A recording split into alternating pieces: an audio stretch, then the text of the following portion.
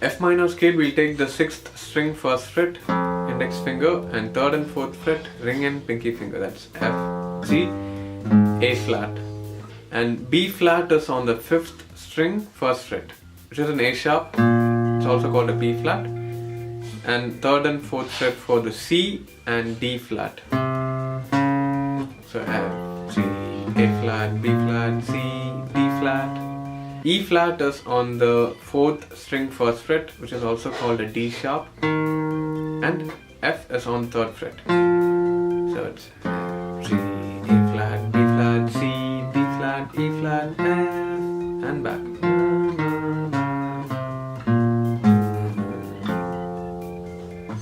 Now we'll be learning the last scale in the beginner series, which is a G minor. So G with the ring finger on the 6th string 3rd fret, G, A, B flat, which is an A sharp, C, 3rd fret, so G, A, B flat, C, D, open string, and 1st and 3rd fret again, E flat, F, and open string G, 3rd string. So it's G, A, B flat, C, D, E flat, F, G, na, na, na, na, na, na.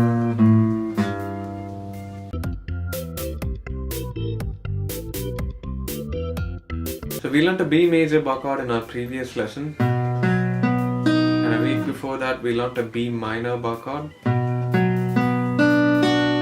So most of us might be wondering how these chords have weird shapes and how they actually name these bar chords. So for that we'll have to learn something called as a CAGED system on guitar, so which is C-A-G-E-D. So each alphabet in that word corresponds to open chords in our on our guitar, which is C major, A major, G major, E major, D major.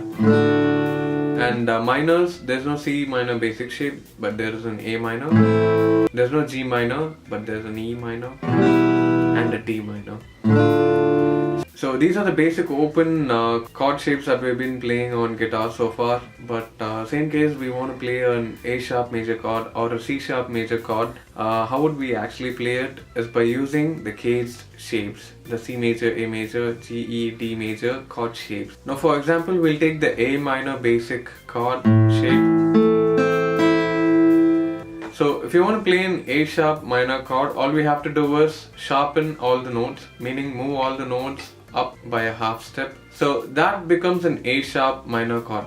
But the problem here is we actually play the 5th open string, which is an A, and the 1st open string, which is an E, for an A minor chord. So we'll have to move those notes by a half step too, meaning from open we'll have to play the 1st fret for the 5th and the 1st string. So we'll be holding our A minor chord using the middle ring and pinky finger this time. All that I'm going to do is move it up by a half step, and the open strings we'll bar it with our index finger. See, that's the whole concept of holding a bar chord. So now we have an A sharp or a B flat minor chord. So if you move it to the next fret, it's a B minor chord, C minor, C sharp minor, D minor, D sharp minor, E minor, F minor, so on and so forth. So if you actually notice, the notes that I'm holding with my middle ring and pinky finger is an A minor shape. It's exactly the same shape. It's just been moved up by 1 fret. Now, how do they name these chords? It's again the same theory. We'll have to go back to the basic A minor shape now. Now we'll have to know where the root note for an A minor chord is. The root note for an A minor chord is on the 5th string, which is an A note. We all know that. Now, when I move to an A sharp minor using a bar chord, the root again remains the same for this particular shape, which means the root is on the 5th string. So the note that I'm holding on the 5th string would become the name of the chord. For example, in this particular shape, I'm holding down the A sharp note on the 5th string. So there's an A sharp and there's a minor shape. So it's an A sharp minor chord or a B flat minor chord. It's all the same. Now when I move it up by 1 string, I'm holding down the B note on the 5th string. I'm holding a minor shape, so there's a B minor chord.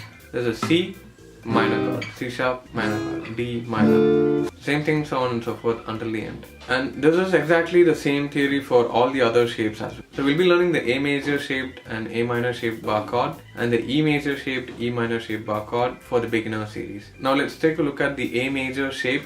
Here's the basic A major chord. Now it's the same theory. If you want to play an A sharp major, move all the notes by a half step. Now you've got an A sharp major. But again, the open strings have to be sharpened by a half note. So what we do is we hold down the chord using our ring or pinky finger. Strings 4, 3 and 2. Using our index finger, we'll bar the first fret. So we get a major chord. This is an A sharp major chord. And if you move to the next fret, again this becomes a B major chord. The root remains same for the A minor and A major shape. It's basically A, which is on the 5th string. So this is an A sharp minor, this is an A sharp major chord. So same way, B minor, B major, C minor, C major, same thing, so on and so forth. Now we learn a new bar chord using the E major shape. I guess you would have got the concept as of now. The same thing. For an E major shape, the 6th string is the root. Always remember where the root note is.